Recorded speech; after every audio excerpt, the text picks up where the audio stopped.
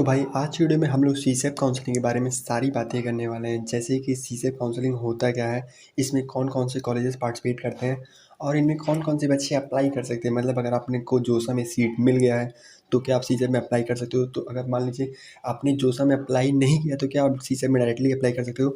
तो इन सभी चीज़ों के बारे में बात करेंगे और साथ ही साथ बात करेंगे कि हमको फ़ीस कितना लगना है और सारी प्रोसेस कैसे करनी है, मतलब रजिस्ट्रेशन एंड चॉइस फिलिंग और सब चीज़ों के बारे में बात करेंगे। तो प्लीज़ वीडियो को पूरा देखते रहो भाई, जिससे कि आप सभी को सीसेप काउंसलिंग के जितने भी डाउट्स हो सभी के सभी क्लियर हो सके। ठीक है तो भाई मैंने पूरा डिटेल में वीडियो बनाया, तो बहुत मेहनत लगी। तो प्लीज़ वीडियो को लाइक कर दें और चैनल को सब्सक्राइब कर दें। तो चलिए दोस्तों वीडियो शुरू करते हैं बिना किसी देरी के। तो भाई सबसे पहले हम लोग जान लेते हैं कि सीसेप राउंड होता क्या है। तो देखो भाई, जोसा काउंसलिंग होती है तो उसमें IIT, NIT, triple IT, GFTI participate करते हैं। तो उनमें जो भी सीट्स खाली बच जाती हैं काउंसलिंग के द्वारा, मतलब कई बच्चे होता है क्या, सीट छोड़ देते हैं तो विड्रॉ कर लेते हैं अपनी सीट्स को। तो और कई बच्चे सीट एक्सेप्टेंस फ़ी नहीं पे कर पाते हैं। तो इस नाते जो सीट्स खाली रहती हैं वो हमारी सीसेप काउंसलिंग में आती हैं, जिनके द्वारा उन सीट्स को भरा जाता है। और दो भाई जो भी सीट भरी जाती है वो सिर्फ एनआईटी प्लस सिस्टम के लिए होती हैं, मतलब एनआईटीज़, ट्रिपल आईटीज़ एंड जीएफटीआईज़। मतलब यहाँ पर आईआईटीज़ पार्टिसिपेट नहीं करती हैं सीसेप काउंसलिंग में। ठीक है, तो इन बातों का बहुत ज़रूरी ध्यान रखना है। मतलब आपको आईआईटी इस काउंसलिंग से नहीं मिल सकती। ठीक है, तो भाई सबसे पहले बात कर लेते हैं हम लोग पार्टिसिपेटिंग इंस्टीट्यूट। तो हमारा एनआईटीज़ मिल जाते हैं, आईआईटी, ट्रिपल आईटीज़ मिल जाते हैं, जीएफटीआईज़ मिल जाते हैं। और सबसे मेन बात, हमारा आईआईटी यहाँ पर नहीं मिल रहा है। ये सबसे बहुत बड़ी पॉइंट वाली बात है। तो प्लीज़ इस चीज़ का बहुत अच्छे से ध्यान रखना। मतलब कई बच्चे सीसेप काउंसलिंग में सोचते हैं आईआईटी में मिलेगी, तो ऐसा बिल्कुल नहीं होता है। ठीक है, अब भाई कुछ इंपॉर्टेंट नोट जान लेते हैं, मतलब जो कि हमको सीसेप काउंसलिंग के बारे में बहुत ज़्यादा जानना ज़रूरी है। हमारा जो है वन्नी सीआरएल लैंग्वेज यूज होनी चाहिए सब, मतलब सीसेप काउंसलिंग देखो जोसा में आपका कैटेगरी रैंक यूज़ होता है। तो यहाँ पर जो है मतलब काउंसलिंग के लिए जो है सीआरएल रैंक आपका यूज़ होता है। तो अब कई बच्चे सोचते हैं कि भाई कैटेगरी वाले बच्चों को फ़ायदा मिलेगा कि नहीं, मतलब ईडब्ल्यूएस, ओबीसी, एससी, एसटी, इन बच्चों को फ़ायदा मिलेगा कि नहीं। देखो भाई उन लोगों को फ़ायदा मिलता है। जैसे मान लेते हैं अगर आईआईटी त्रिची में कंप्यूटर साइंस की बात करें, तो अगर मान लीजिए जनरल वाले बच्चों को 1000 रैंक पे मिले, तो हो सकता है कि ओबीसी वाले बच्चों को 1500 रैंक पे मिले। तो लेकिन वो सीआरएल रैंक बस शो करते हैं, उन लोग ओबीसी रैंक नहीं शो करेंगे, कैटेगरी रैंक। ठीक है, कैटेगरी रिजर्वेशन होती है, लेकिन आप लोग को बस मतलब जैसे यू रैंक जो दिखाने के लिए शो करते हैं वो आपका सीआरएल रैंक रहता है। ठीक है, ये चीज़ का ध्यान रखना। अब भाई सबसे मेन बात जो होता है क्या है, category restoration is allowed in सीसेप। तो ये क्या होता है, तो भाई देखो होता क्या है, जोसा काउंसलिंग के वक्त जैसे आप लोग डॉक्यूमेंट वेरीफाई करोगे तो वहाँ पर कैटेगरी सर्टिफिकेट कई लोग का जनरल, मतलब ईडब्ल्यूएस, ओबीसी से, एससी, एसटी से आप लोग जनरल कैंडिडेट में चले जाते हो। मतलब आप लोग का जो कैटेगरी सर्टिफिकेट है वो नहीं बना रहता है, या तो लोग रिजेक्ट कर देते हैं, उन लोगों को मान्यता नहीं होता है। तो अगर आप लोग को फिर से कैटेगरी मतलब रीस्टोर करना है, मतलब आप लोग को जनरल से ईडब्ल्यूएस, ओबीसी, एससी, एसटी में आना है, तो आप लोग यहाँ पर दोबारा से रीस्टोर कर सकते हो कैटेगरी। तो आप लोग को फिर से अपना डॉक्यूमेंट यहाँ पर वेरीफाई करना पड़ेगा। ठीक है, अब भाई देखो सबसे लास्ट वाला पॉइंट ना सबसे खतरनाक है। भाई देखो सीसेप में जो चॉइस फिलिंग अच्छे से करना, क्योंकि होता क्या है, ऐसे अगर आपको जैसे आप लोग को जोसा में मान लीजिए कोई सीट मिली हुई है और सीसेप में आपने अप्लाई कर दिया, तो मान लेते हैं जो आप सोच रहे हो कि यार भाई सीसेप में जो सीट मिली और जोसा में जो सीट मिली, इनमें से जो अच्छा होगा मैं ले लूँगा। लेकिन ऐसा नहीं होता है भाई। देखो सीसेप में जो सीट मिलेगी वो आपकी फाइनल सीट हो जाएगी और जोसा वाली सीट कैंसिल हो जाएगी। तो ऐसा मत करना कि आप लोग बेकार भर दो, मतलब जो जोसा में आपको सीट मिली है उससे अच्छा भरना। हालांकि जिसको सीट नहीं मिले वो कोई भी सीट भर सकता है, मतलब जिसको जोसा में अच्छी सीट मिली हुई है वो उससे और अच्छा चॉइस फिलिंग करना। ठीक है, बेकार चॉइस फिलिंग मत करना, क्योंकि आपकी जोसा वाली सीट कैंसिल हो जाती है जैसे आपको सीसेप काउंसलिंग में कोई भी सीट मिलेगी। ठीक है, तो आशा करता हूँ कि ये चीज़ें आपको क्लियर हो चुकी होंगी। ठीक है, तो भाई अब बात कर लेते हैं एलिजिबिलिटी क्राइटेरिया की। तो भाई देखो आप लोग पूरा काउंसलिंग शेड्यूल चाहे यूट्यूब पर कहीं भी वीडियो देख लो, कोई आपका एलिजिबिलिटी क्राइटेरिया बहुत डिफिकल्ट तरीके से बताते हैं, मतलब ये कर लो वो कर लो, इस तरीके के बच्चे उस तरीके के बच्चे। लेकिन फाइनली होता क्या है कि अगर आपको कोई भी कॉलेज मिला है जोसा से, चाहे जो भी हो, अगर आपको कॉलेज मिल गया है या नहीं मिला है, जेई मीन्स का एग्ज़ाम दिए हो तो अप्लाई कर सकते हो। मतलब आपको जेई मीन्स का क्राइटेरिया तो फॉलो करना पड़ेगा। मतलब क्लास 12 बोर्ड में अगर आपके 75% आए हैं जनरल, ईडब्ल्यूएस, ओबीसी के लिए, और एससी एसटी के लिए 65% मार्क्स आए हैं, तो आप लोग अप्लाई कर सकते हो। मतलब यही फाइनल डिसीजन, मतलब आप लोग उसमें देखोगे तो 9 टाइप्स दिखाएंगे आपके काउंसलिंग वो प्रोसेस में, तो जो पीडीएफ सीसे वालों ने अपलोड किया था। लेकिन भाई देखो फाइनली मूल मंत्र यही आता है कि अगर आपको कॉलेज मिला है या नहीं मिला, आप लोग सीसेप के लिए अप्लाई कर सकते हो अगर आपने जेईई मेंस का एग्जाम दिया है और आपका जो क्लास 12 में 75% से ऊपर आया है जनरल, ईडब्ल्यूएस, ओबीसी के लिए, एससी एसटी के लिए 65% से ऊपर। और मतलब अगर आप लोग को ये सोच रहे हो भाई जोसा में मेरे को सीट मिला है तो क्या मैं अप्लाई कर सकता हूँ, तो कर सकते हो भाई। आपकी जो सीट है, अगर आपको सीसेप में उस सीट मिलती है तो जोसा वाली सीट कैंसिल हो जाती है। और अगर आपने जोसा में नहीं अप्लाई किया तो भी आप सीसेप में अप्लाई कर सकते हो। अगर आपको जोसा में अप्लाई किया था, सीट नहीं मिली थी, तो भी आप यहाँ पर अप्लाई कर सकते हो। मतलब सारी कैटेगरी यही है, बस आप अगर आपने जेईई में एग्जाम दिया है और आप लोग एलिजिबिलिटी क्राइटेरिया को फॉलो करते हो तो आपको मतलब सीसेप काउंसलिंग में पार्टिसिपेट कर सकते हो। ठीक है, तो भाई बात कर लेते हैं कौन-कौन नहीं एलिजिबल हो जाता है। तो भाई देखो होता क्या है, सबसे मेन पॉइंट ये है भाई, ज़रूर ध्यान रखना। जैसे ही आपका राउंड 6 खत्म होगा जोशा का, तो वहाँ पर आपसे पूछा जाएगा कि आप लोग क्या स्पॉट राउंड में पार्टिसिपेट करना चाहते हो कि नहीं? तो अगर आपने वहाँ पर नो कर दिया, तो आप लोग सीसे में पार्टिसिपेट नहीं कर पाओगे, ठीक है? ये चीज़ ध्यान रखना। मतलब आपको लास्ट में पूछा जाएगा want to participate in special round, तो आप लोग को वहाँ पर येस करना है। तो मतलब आप लोग पार्टिसिपेट करना चाहते हो। अगर आपने वहाँ पर नो कर दिया ना, तो आप लोग को मतलब सीसीएम में नहीं पार्टिसिपेट कर पाओगे, भले ही आप लोग एलिजिबिलिटी क्राइटेरिया को फॉलो करो, ठीक है? इस चीज़ का बहुत ज़्यादा ध्यान रखना, ठीक है? तो भाई अब यहाँ पर मैंने एक फ्लो चार्ट बनाया, जिससे कि आप सभी को पूरा मतलब डेटा मतलब जैसे माइंड में प्रोसेस बन जाएगा कि हम लोग को कैसे पूरा सीसेप काउंसलिंग चलता है, ठीक है? तो भाई देखो सीसेप काउंसलिंग में सबसे पहले आप लोग को ऑनलाइन रजिस्ट्रेशन करना पड़ता है। अब भाई देखो यहाँ पर होता है कि रजिस्ट्रेशन के वक्त ही एनरोलमेंट मतलब जो पेमेंट फ़ी है वो आपका लग जाता है। ऐसा क्यों होता है भाई? देखो सीसेप जो चाहता है कि मतलब जो बच्चे कंसर्न है कि आप उनको कॉलेज मिले वही पार्टिसिपेट करेंगे। जैसे जोसा में क्या होता है, पहले आप लोग रजिस्ट्रेशन कर देते हो, कॉलेज मिलता है, तब आप लोग फीस पे करते हो। लेकिन यहाँ पर ऐसा नहीं है, आप लोग को फ़ी पेमेंट पहले ही करना है, जिससे कि बच्चा मतलब जो काउंसलिंग कराते हैं उनको लगे कि हाँ बच्चा डेडिकेटेड है और उसको कॉलेज चाहिए, तो इसी नाते, ठीक है? उस वजह से भाई आप लोग चॉइस फिलिंग कर सकते हो। अब भाई फ़ी की बात आगे कर लेंगे, जैसे कितना फ़ीस जमा करना है, ठीक है? तो उसके से भाई आपको चॉइस फिलिंग करना है, लॉगिन करना है, सीट अलॉटमेंट होगा, फिर आपको विलिंगनेस सबमिशन करना है। अभी इन सब की डिटेल में बात करेंगे आगे चल के, ठीक है? तो भाई विलिंगनेस सबमिशन थोड़ा बात कर लेते हैं। देखो विलिंगनेस में आपको देखो जोसा में आपको फ्री फ्लोट स्लाइड मिल जाता है, ये तो आप लोग को सभी लोग जानते हो, तो इसको बारे में बताने की ज़रूरत नहीं है। लेकिन 2 चीज़ें अलग देखने को मिलती हैं, surrender and participate in round 2 and surrender and not participate in round 2। तो भाई ये चीज़ें मैं बता देता हूँ। देखो फ्रीज़ का मतलब क्या होता है, जो आपको कॉलेज मिला वो आप एक्सेप्ट कर लेते हो, आप लोग को राउंड 2 में पार्टिसिपेट नहीं करना है, ठीक है? फ्लोट की बात करें तो भाई आपको राउंड 1 में जो सीट मिली, तो उसको जो जिस नंबर की चॉइस मिली, मान लीजिए आपको 25 नंबर की चॉइस मिली है, तो आप लोग उससे ऊपर की चॉइसेस जानना चाहते हो, तो आप लोग फ्लोट्स क्लिक कर सकते हो। स्लाइड की बात करें तो भाई अगर आपको कॉलेज फिक्स हो जाता है और उससे ऊपर अगर चॉइस फिलिंग में कोई ब्रांच फिल की हो, तो आपको मिल जाएगी। जैसे अगर आपने एनआईटी त्रिची में अगर आपने ईसी ब्रांच पाया, तो अगर आपके स्लाइड में ऊपर एनआईटी त्रिची में सीएस है भरे हो, तो आप लोग स्लाइड क्लिक कर सकते हो, मतलब आपका कॉलेज फिक्स हो जाएगा, बस ऊपर के ब्रांचेस ओपन हो जाएंगे, ठीक है?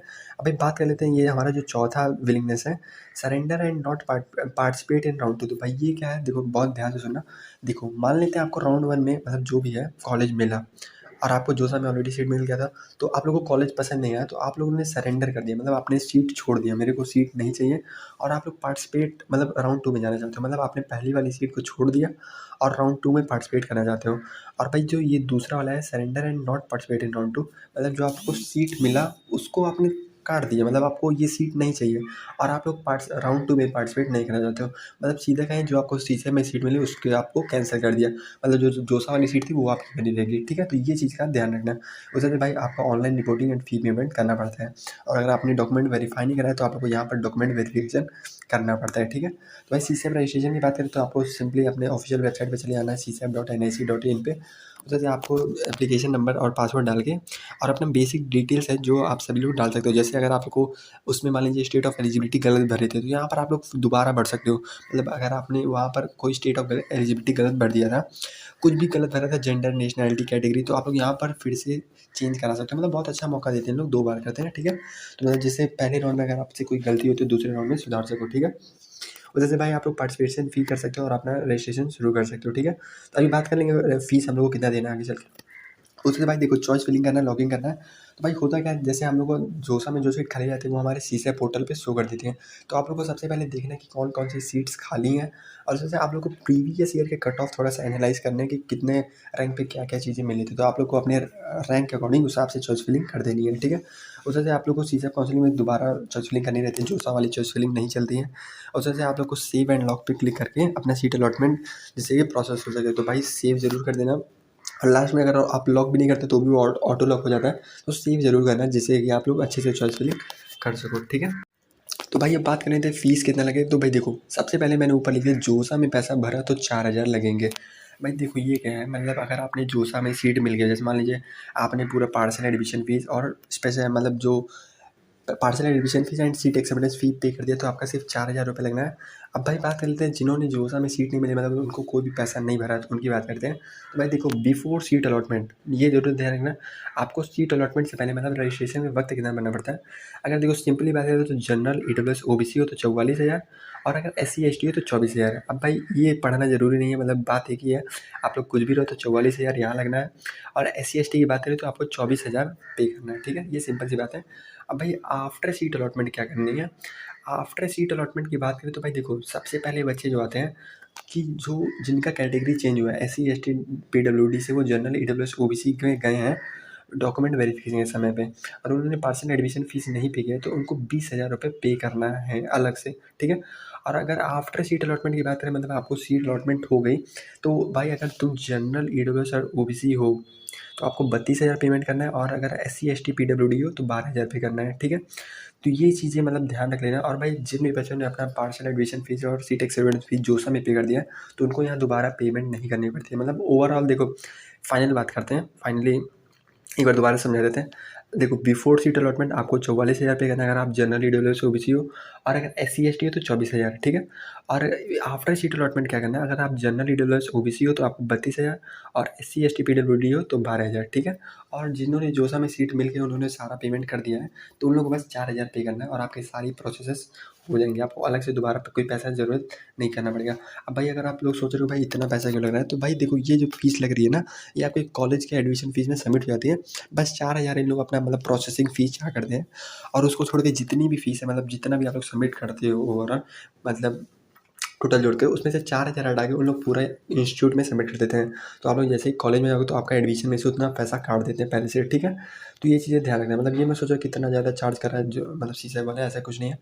उससे भाई बात करें आफ्टर सीट अलॉटमेंट क्या करना है, तो आप लोग को जैसे सीट अलॉटमेंट होगा, तो आप लोग को सिंपली सीट अलॉटमेंट लेटर को डाउनलोड कर लेना है। फिर आप लोग को विलिंगनेस सबमिट करना है, मतलब फ्री स्लोट स्लाइड सरेंडर में से, तो मैंने पहले बता दिया है ये सारी चीज़ें क्या है। उससे से आप लोग को अपलोड डॉक्यूमेंट्स करना है एंड पे सीट एक्सेप्टेंस फ़ी, तो मैंने बता दिया कितना फ़ी पे करना है, ठीक है। तो भाई डॉक्यूमेंट्स अगर आपने जोसा में वेरिफिकेशन कर दिया तो दोबारा नहीं करना पड़ेगा, लेकिन अगर आपने नहीं किया तो मैं डॉक्यूमेंट्स बता देता हूँ कौन कौन सी चीज़ें लग सकती हैं। आपके क्लास 10th की मार्कशीट लगती है, क्लास 12th की मार्कशीट लगती है, मेडिकल सर्टिफिकेट लगता है, कैटेगरी सर्टिफिकेट अगर आप लोग किसी कैटेगरी से बिलोंग करते हैं, EWS OBC SC ST, और बैंक पासबुक लगता है ये कि जो कि रिफंड के लिए अगर आपका कोई भी चीज़ कैंसिल हो जाता है, मतलब आप लोग विड्रॉ करना चाहते हो, तो इसी तरह बैंक पासबुक और कैंसिल चेक जमा होता है, ठीक है। तो ये सब चीज़ें ध्यान देना। और भाई ध्यान रखना है अगर आप लोग को स्टेट ऑफ एलिजिबिलिटी मांग रहा है तो उसमें भी आपको क्लास 12th की मार्कशीट सबमिट करनी है, ठीक है। तो ये सारी चीज़ें हैं। अब भाई देखो, ये आपका काउंसलिंग का शेड्यूल है, तो प्लीज़ आप लोग थोड़ा सचेत रहना कि भाई हमारा जो काउंसलिंग शेड्यूल है 30 तारीख से शुरू हो जा रहा है, और जो ख़त्म मतलब जो ऑनलाइन मतलब जो भी काउंसलिंग शेड्यूल है, जिसको भी कैटेगरी रिस्टोर कराना है, मतलब जिनकी कैटेगरी चेंज हो गई थी, मतलब EWS OBC SC ST से जनरल में चले गए थे, उनको दोबारा से अपना कैटेगरी रिस्टोर कराना है, तो वो उन लोग 30 जुलाई से करा सकते हैं।